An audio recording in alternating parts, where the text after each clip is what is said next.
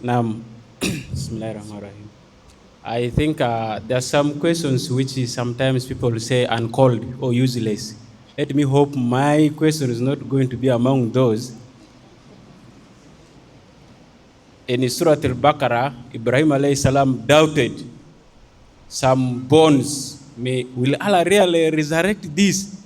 Allah asked Ibrahim, are you really doubting? Ibrahim said, no.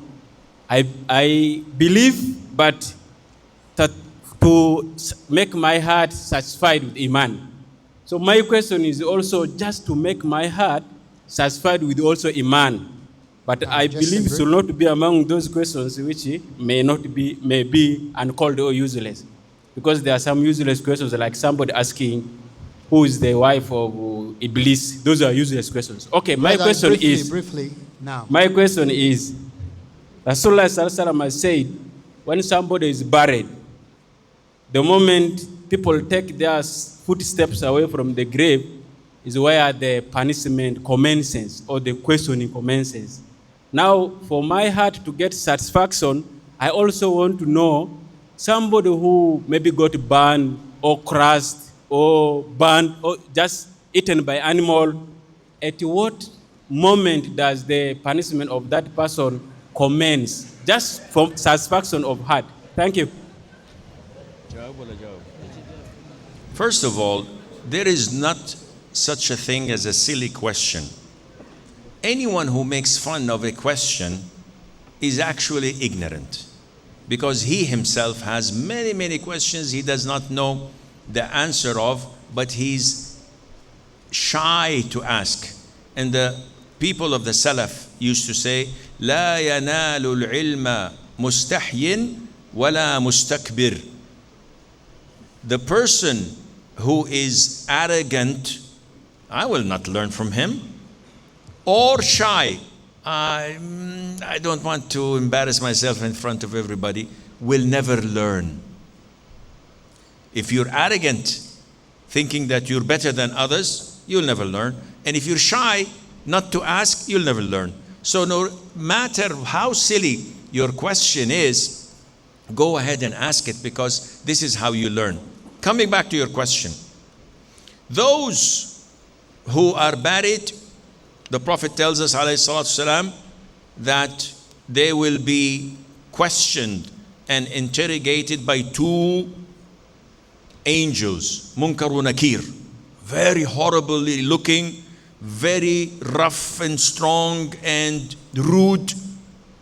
And the questions of the grave are the last thing become to hell. May Allah preserve us.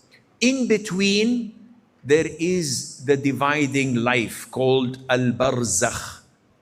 And this is the time that we would remain in from the time we die until the time we are resurrected. 1,000 years, Allah knows. 1,000,000 years, Allah knows. It doesn't matter, but we will be there.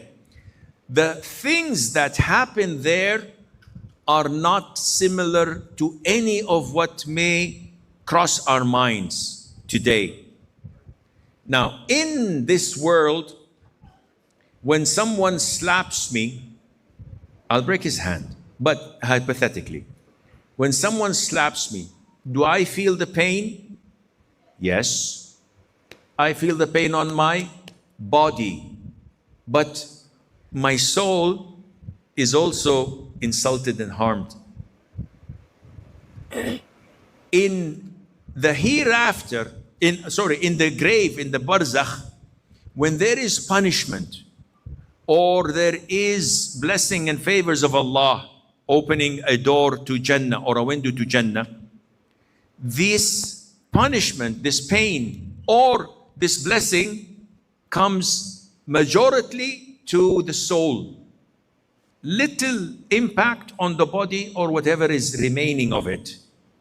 When we resurrected in the hereafter, the enjoyment in paradise or the punishment in hell is fully implemented on the body and the soul equally.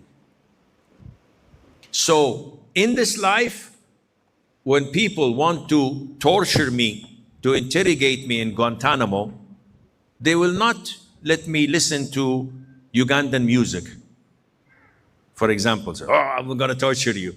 Oh, please, please, I will confess. I will confess. No, they will torture me physically. This is what counts. But the soul is having some implication.